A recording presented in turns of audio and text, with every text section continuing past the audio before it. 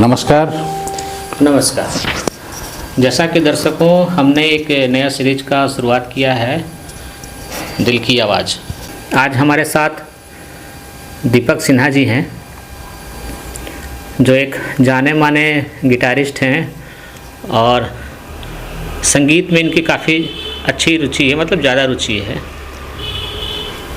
तो इन्होंने हजारीबाग के लिए बहुत अच्छी अच्छी शॉर्ट मूवीज दी है, डायरेक्ट की है इन्होंने, और प्रोडक्शन भी किया है। तो चलिए आज हम इनके जीवन का सफ़र के बारे में जानते हैं। ये अपने जीवन में क्या क्या किए, बाकी पर्सनल भी कुछ बातें पूछेंगे हम इनसे जी, है ना। और जानेंगे दीपक सिन्हा जी का व्यक्तित्व एक्चुअल में है क्या, क्या बाहर से जैसे दिखते हैं, क्या वो अंदर से भी वैसे ही है या कुछ अलग है। जी। तो चलिए शुरुआत करते हैं हम। तो दीपक सिन्हा जी, आप अपने बचपन के बारे में कुछ बताइए। ऐसा है कि जन्म तो मेरा रांची में हुआ और बचपन में पढ़ाई लिखाई में काफ़ी रुचि थी और साथ साथ संगीत में भी मेरा काफ़ी मन लगता था। और जैसे जैसे फिर आगे बढ़ते गए, पढ़ाई चलती रही, तो पहले पढ़ाई की स्थिति जो है कुछ अलग ढंग की थी। हम लोग खेलने में भी ज़्यादा या अदर एक्टिविटीज़ में ज़्यादा समय देते थे। इसी में मेरी रुचि तो संगीत के प्रति था, तो काफ़ी अधिक लगाव रहने के कारण बराबर सोचते थे कि कुछ अच्छा इंस्ट्रूमेंट प्ले करें। लेकिन चूँकि उस समय आर्थिक स्थिति भी अच्छी नहीं थी, तो किसी तरह हम लोग कहीं क्लब वगैरह में जाके हम लोग सीखते थे। उसमें एक उपकार क्लब था और उसमें कुछ हमारे सहयोगी थे बचपन के। तो इसमें मैं कहना चाहूँगा कि मैं जो धीरे धीरे सीखने की प्रक्रिया में आगे बढ़ता रहा या मेरी ज़िंदगी आगे बढ़ती रही, उसमें कुछ खास मेरे दोस्तों का भी काफ़ी हाथ है। उसमें मैं नाम लेना चाहूँगा, राजू हैं, उमेश जी हैं, तो इनका काफ़ी मेरा योगदान रहा। फिर समय के साथ फिर मुझे एक नौकरी भी मिली, तो नौकरी में भी मेरा या आगे बढ़ने में मेरा काफ़ी, मेरे दोस्तों का काफ़ी हाथ रहा है ना, और काफ़ी सहयोग हमको मिला है। तो उसमें हमारे बड़े भाई समान एक हैं, विजय कुमार साहू जी, उनका मेरे जीवन में लाइफ को चेंज करने में उनका काफ़ी योगदान रहा। चूँकि अगर वो नहीं रहते तो हो सकता था मेरा लाइन दूसरे तरफ चला जाता है, सर्विस भी मैं नहीं कर पाता और कुछ लाइन भी चेंज हो जाता मेरा। तो इसलिए मैं उनका बहुत शुक्रगुजार हूँ। अभी भी मैं उनसे बोलता हूँ कि आपके चलते भैया मेरा लाइफ जो है चेंज हो गया। और इसी कड़ी में फिर मेरा हजारीबाग 80 के दशक में आना हुआ और तब से मैं हजारीबाग का ही रह गया।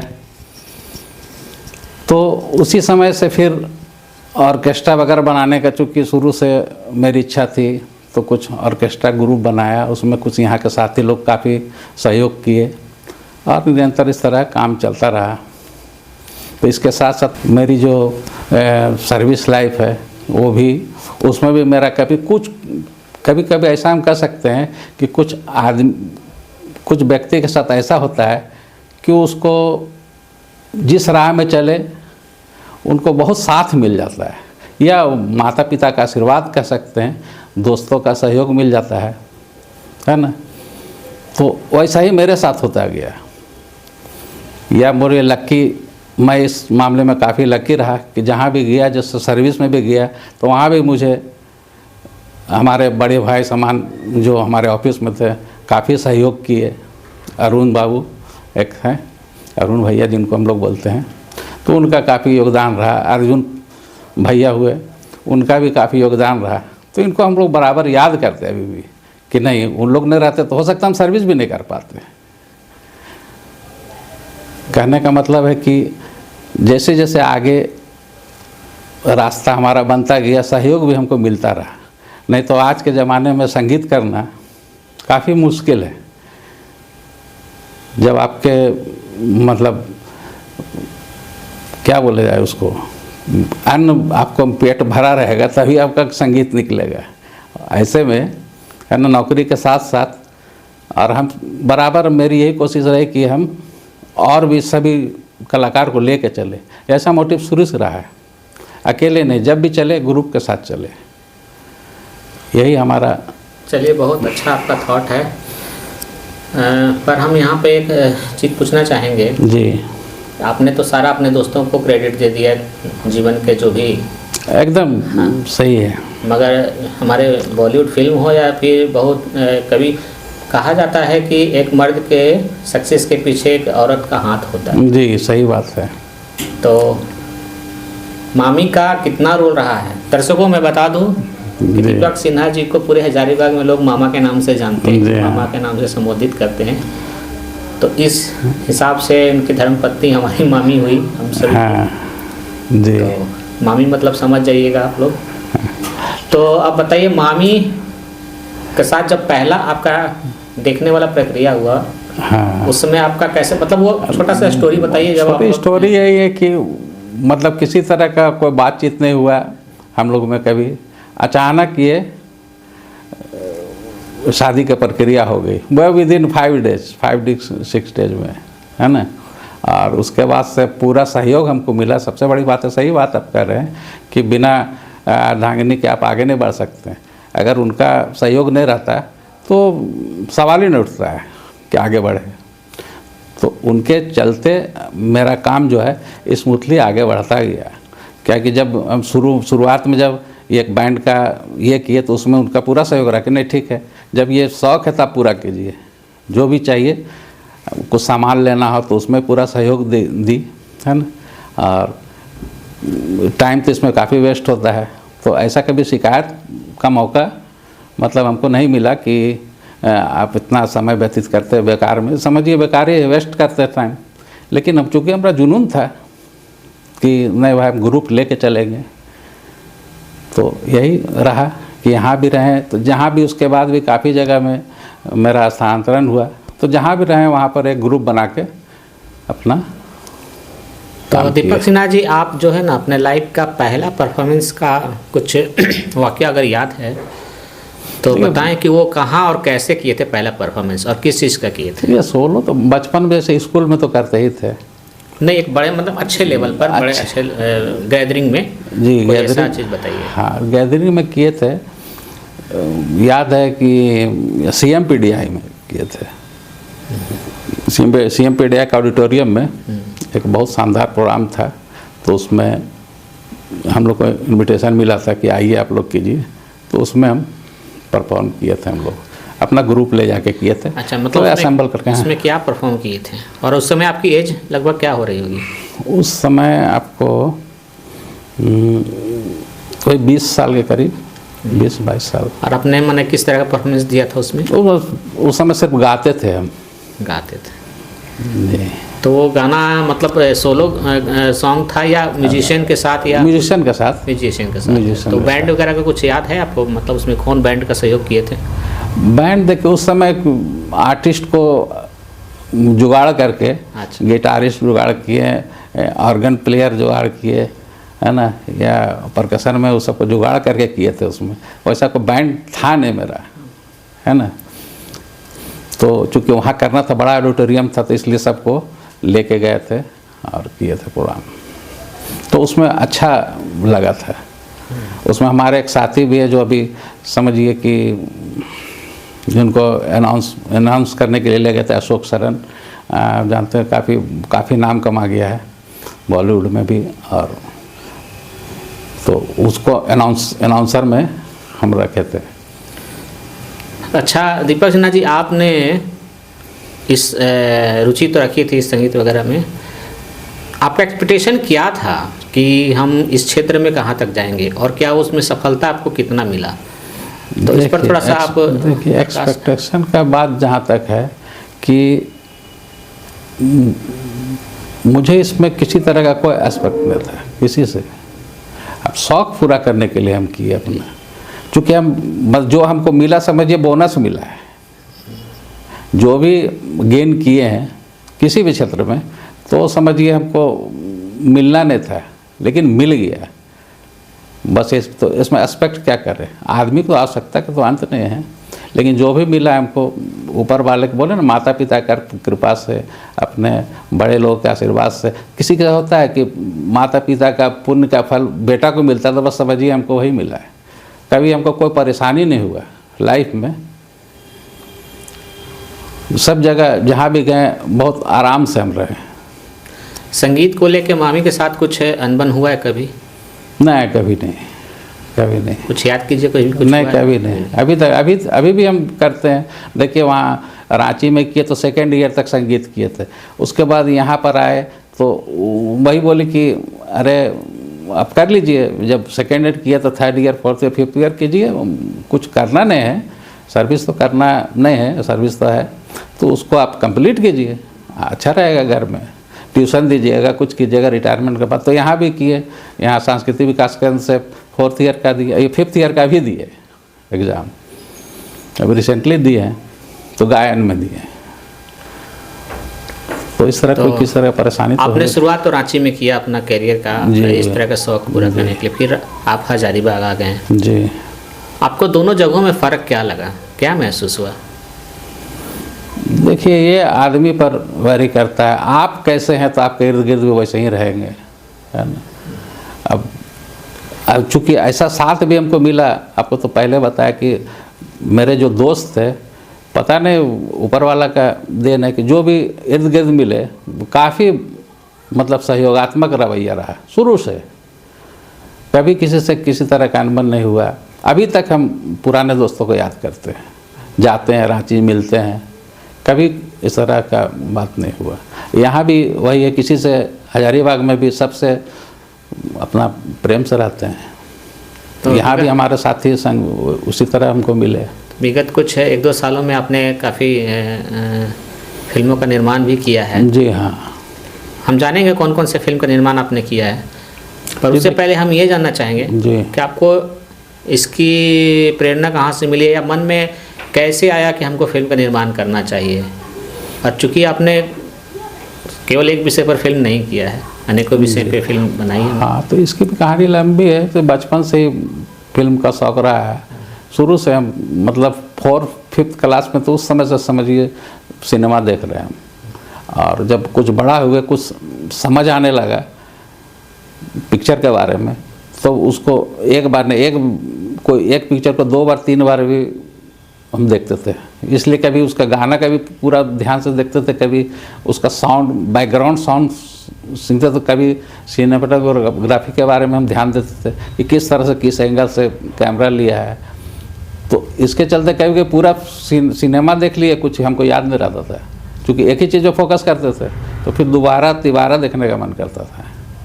तो इस तरह से शौक़ तो था, लेकिन ये नहीं सोचे थे कि हमको मैंने कहीं मौका मिलेगा तो बनाएंगे ये वो। क्योंकि अब बोले ना कि इसी तरह के साथियों का सहयोग मिला, आपका सहयोग मिल गया, तो मानते चला कि यहाँ कलाकार लोग एक से एक, हजारीबाग में कलाकार की कमी नहीं, ये तो कहना पड़ेगा। कुछ अभी भी हम जानते हैं, बहुत से ऐसे कलाकार हैं जो मैंने ऐसे भी मिलिएगा तो लगेगा कोई कलाकारी कर रहे हैं, बात करेंगे तो लगेगा कोई एक्टिंग कर रहे हैं। ये बहुत बड़ा बात है। ठीक है, उनसे तो हम लोग मिलेंगे ही जी। अच्छा, एक और सवाल जी, आपका फेवरेट फिल्म देखते होंगे तो आपका फेवरेट उसमें जैसे गायक होते हैं, किसी का हीरो हीरोइन, किसी का विलेन, या किसी का मतलब अगर बहुत थोड़ा सा अच्छा से देखते हैं फिल्म वगैरह तो वो अपना कलाकार को ढूंढते हैं। कौन कलाकार बहुत सुंदर कलाकारी दिखा रहा है, वो चाहे विलेन के रूप में हो, हीरो के रूप में, किसी रूप। आपको बेस्ट बताइएगा कि बॉलीवुड में सबसे बेस्ट कलाकार, सिंगर या जो भी है, कौन सबसे अच्छा लगता है? सबसे पहले हम संगीत में आते हैं। संगीत में रफ़ी साहब और किशोर कुमार शुरू से पसंदीदा रहे हैं। लेडी में लता जी तो सार्वभौमिक है, सबको अच्छा लगता है। खैर उनकी जगह तो कोई नहीं ले सकता, नहीं आज ले के समय सकता है। में। तो वही हाल है रफ़ी साहब का भी और किशोर दा का भी वही हाल है। और हेमंत कुमार का चूँकि हम गाते थे तो हमको अच्छा लगता था उनका भी। अब आइए म्यूजिशियन में, तो म्यूजिशियन में सबको अभी तक अच्छा लगता है राजेश रोशन का म्यूजिक।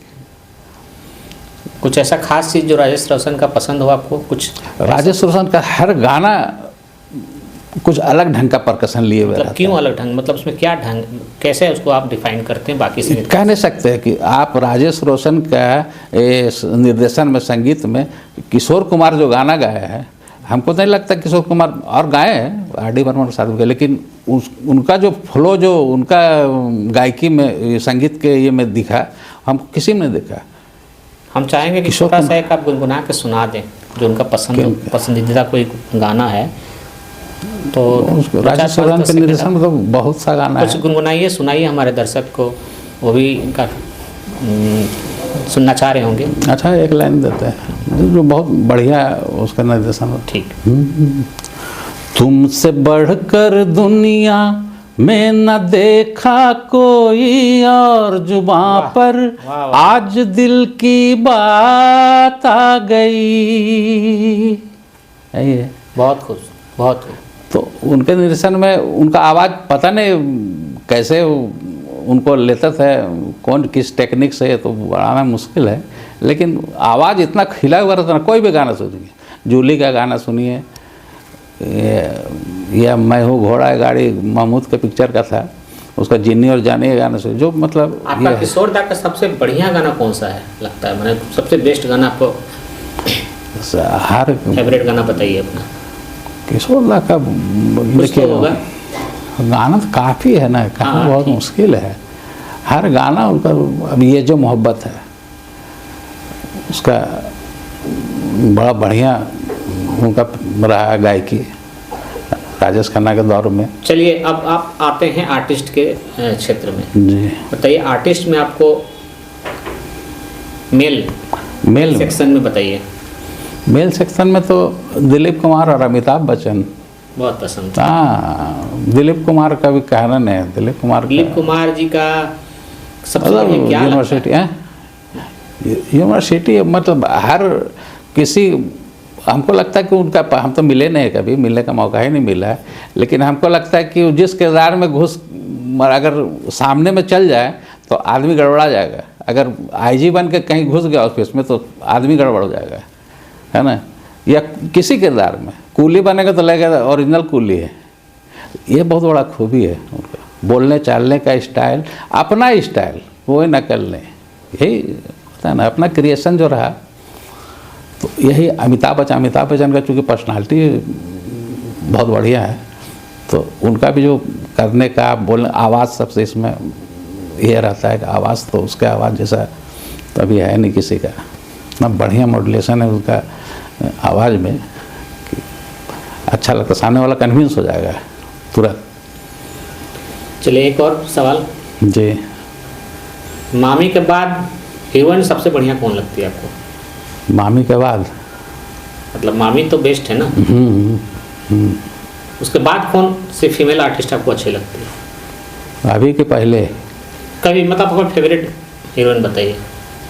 सबसे फेवरेट तो आप मामी हैं, ठीक है, उसके बाद का बताइए। समय के साथ साथ चेंज होता रहता है कि हाँ, बता रहे हैं एक्टिंग में आपको जया भादुड़ी का एक्टिंग बहुत अच्छा लगता था।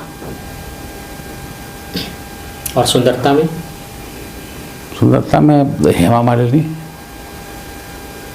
वैजयंती माला का कुछ पिक्चर हम देखे थे, बहुत बढ़िया हमको लगा था। चलिए अब जी, आज आप बताइए कहाँ हैं, मन में क्या चलता है अभी, क्या शेड्यूल है आपका अभी जो कर रहे हैं? जी, अभी तो रिटायर्ड लाइफ जी रहे हैं।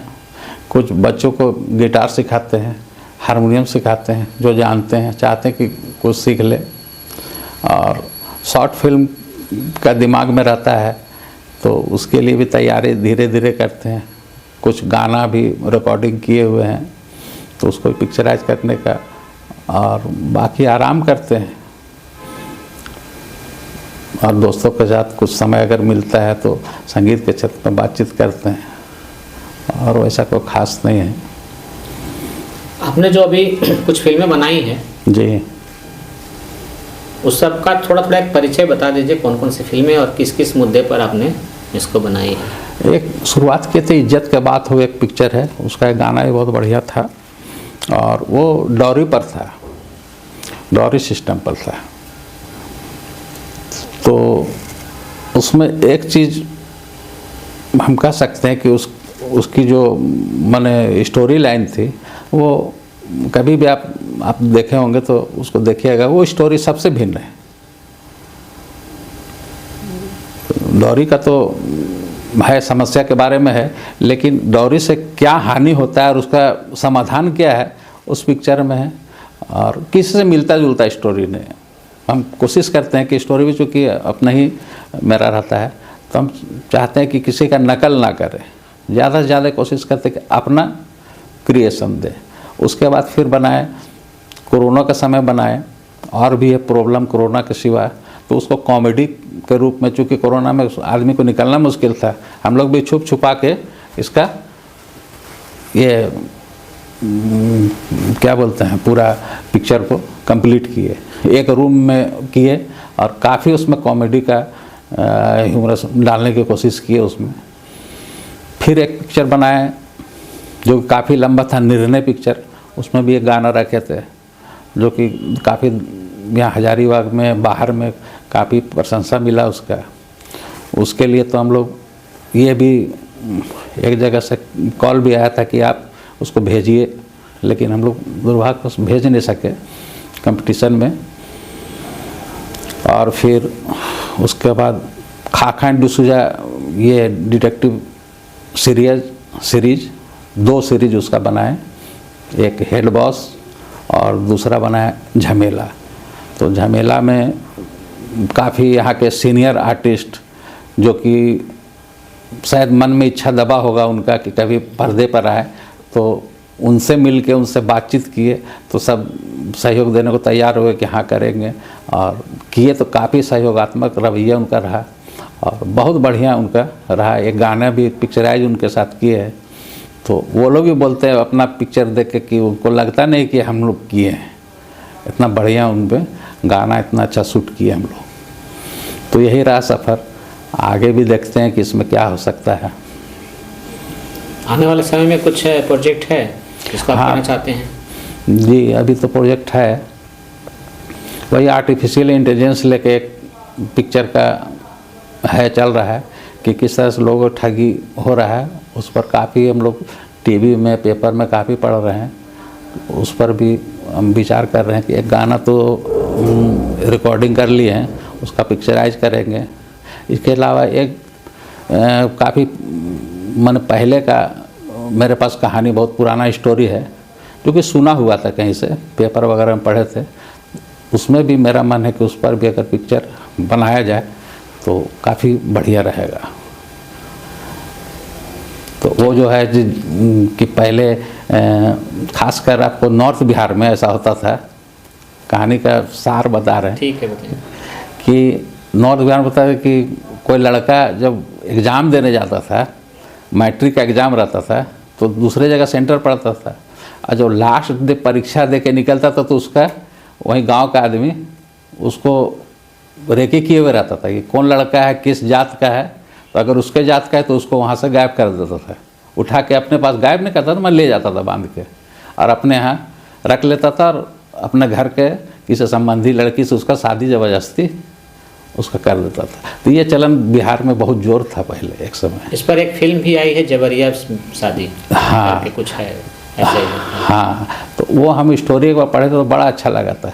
उसमें जो क्लाइमेक्स सीन था वो बहुत अच्छा था। वो तो खैर अब नहीं होता है। हाँ, अब नहीं होता है, नहीं होता, बहुत पुरानी बात हो गई। हाँ, पर अभी भी देखिए बहुत सारे मुद्दा है, हाँ, सामाजिक बहुत सारा मुद्दा है। जैसे दहेज का तो मुद्दा अभी भी है। पैटर्न चेंज हो गया है दहेज का ना। अब दहेज आदमी लेंगे नहीं, लेकिन आपको इतना खर्च करा देंगे कि आप आपका हालत ख़राब हो जाएगा। क्योंकि अपना दिखाना भी है, उनको अपना साउंड सा को दिखाना है, तो दिखाना क्या है, तो भाई लड़की का परिवार करे, है ना।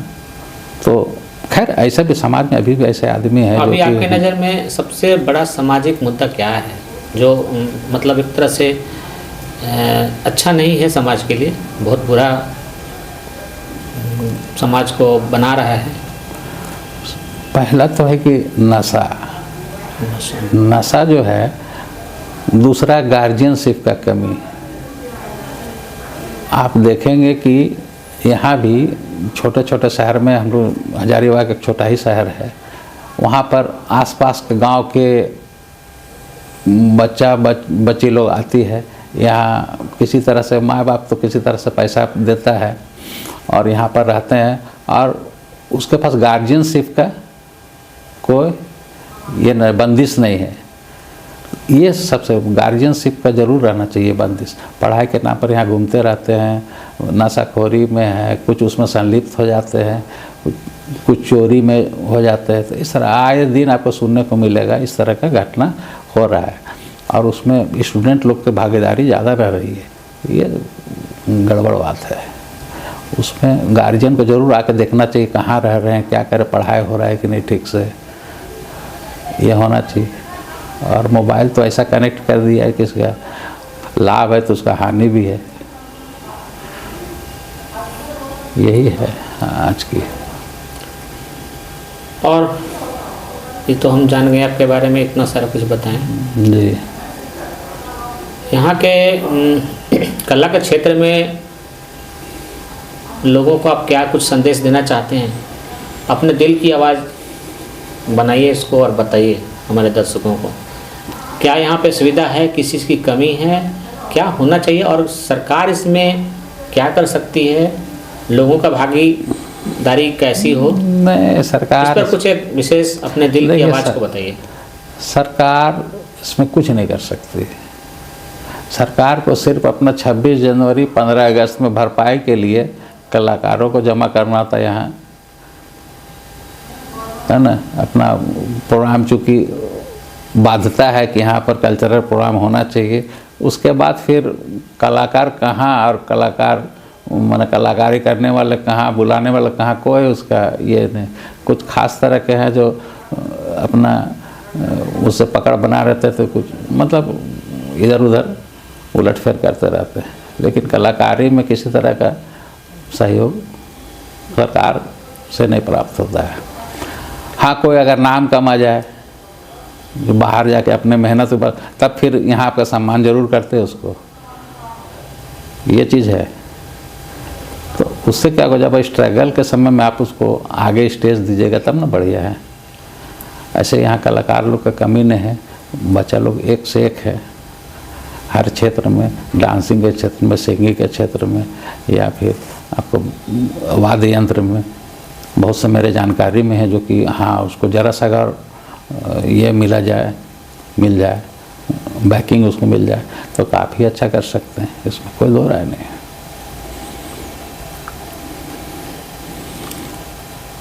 तो इसलिए इस तरह का बढ़ावा देना चाहिए सरकार को। अभी आप तो जान ही रहे हैं सोशल मीडिया का युग है जी। पहले तो किसी भी कलाकार को प्लेटफॉर्म मिलना बहुत मुश्किल था और लोग ठगी के शिकार भी बहुत होते थे। हाँ। अब तो यूट्यूब हो चाहे फेसबुक हो, हाँ अपना कलाकारी दिखा सकते हैं। और भी बहुत सारे टिकटॉक वगैरह जैसे बहुत सारे ऐप्स हैं जहां अब कलाकार अपने कला को फैला सकते हैं सभी जगह पे, और ये देश तक नहीं विदेशों तक, मतलब पूरे विश्व में आपकी कलाकारी को देखा जा सकता है। तो इसको आप प्रोफेशनल कलाकार पे कुछ असर हुआ है इस तरह के जो अभी जो जनरेशन चल रहा है, अभी जो लोगों का, तो फिल्म इंडस्ट्री को मैंने फिल्म इंडस्ट्री पे क्या प्रभाव पड़ा है इसका, कुछ जो लोग प्रोफेशनली हैं? फिल्म इंडस्ट्री पर किसी तरह का कोई प्रभाव नहीं पड़ा है। फिल्म इंडस्ट्री का बजट जो है काफ़ी बड़ा रहता है और बहुत क्रीम लोग को वो लेते हैं। जब आप एकदम बहुत पीक में चले जाइएगा, तब फिर समझिए क्रीम में भी क्रीम जो रहेगा वो समझिए आगे बढ़ेगा। और नहीं तो फिर तो आपका यूट्यूब है, और छोटा मोटा कोई को मिल गया तो उसमें आपको ब्रेक मिल गया तो अलग बात है। लेकिन अगर मान लीजिए आपको सही में कुछ, या तबला वादन करते, तबला वादन में तबला वादन से नहीं होगा, गायकी में गायकी से सिर्फ नहीं होगी, गा दिए होगी, उसमें एकदम क्रीम होना होगा, क्रीम में क्रीम होना होगा, तब समझिए आपके लिए कुछ जगह बन सकता है। और टैलेंट को कोई कभी रोक नहीं सकता। अगर टैलेंट है तो फिर ये बट नहीं कि हमको वो छांट दिया, वो सब नहीं चलेगा। टैलेंट रहेगा तो कोई नहीं छांटेगा, कुछ कमी होगा इसलिए छांटते हैं।